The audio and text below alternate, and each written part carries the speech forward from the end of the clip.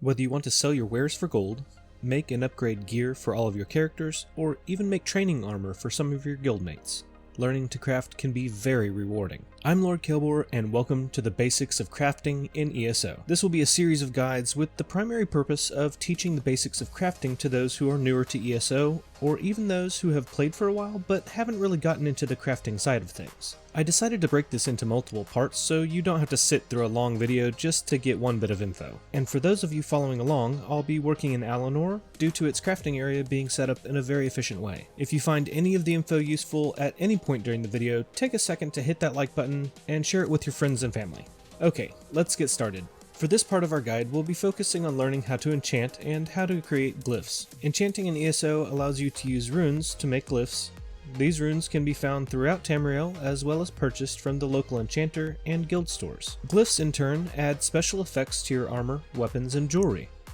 These effects can be anything from added stats like stamina, magicka, or health, added weapon damage in the form of raw damage, disease, fire, poison, etc., as well as increasing resistances and recoveries. The list is very large, so for this guide I'll show just one example as I show you how to make a glyph. Each glyph contains 3 parts: a potency rune, an essence rune, and an aspect rune.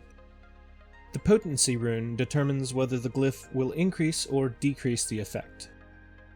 These runes are generally additive or subtractive, but it also determines the effective level of the glyph. The essence rune simply tells the glyph what its effect will be, or the essence of the glyph. Last, we have the aspect rune. This will determine the quality of your glyph. Similar to how you have different quality levels of weapons, armor, and jewelry, glyph quality will alter how strong the effect is for that level of glyph. You'll need to use each rune in a glyph in order to learn what that particular rune does, similar to how alchemy regents work. Okay, so according to YouTube, only about 5% of my viewers are actually subscribed to the channel, so if you like the content, go ahead and subscribe now. It's free, and you can always undo it later if you want. Inside of the enchanting table, we have 3 tabs: Creation, Extraction, and Praxis. Creation makes your glyphs, Extraction deconstructs glyphs, and Praxis is where you make furnishing items that use your enchanting skills. For this guide, we'll be working in the Creation tab, but definitely explore the other 2 at your leisure. So let's make something simple, a glyph of health for our armor. We'll start with an additive potency rune. Then we'll add an Oko essence rune for health. Last, we'll add a Ta aspect rune. Since I've already learned what my runes do, I can see on the screen that we'll create a glyph of health that gives us roughly 77 health and is level 1. If we change the aspect from Ta to Kuta, we can see that it changes the quality as well as the amount of health we'll receive from the glyph. At this point, let's say we decide we want stamina instead of health. All we do is change our essence rune from Oko, which is health, to Deni, which is stamina. And now we have a glyph of stamina. Let's go back to the Ta rune. I don't want to waste a Kuta on this low of a level. Here you can also change the quantity of glyphs you want to make. Now just hit craft, and our glyph is created. Now, if you have an amazing memory, feel free to memorize all of these combinations. I don't, so I tend to use Google to make the exact glyph I need. And by far the best website I've found is the glyph guide on the outcasthq.com website. I'll have the link for it in the description below, so go check that out if there's a specific glyph you need to make.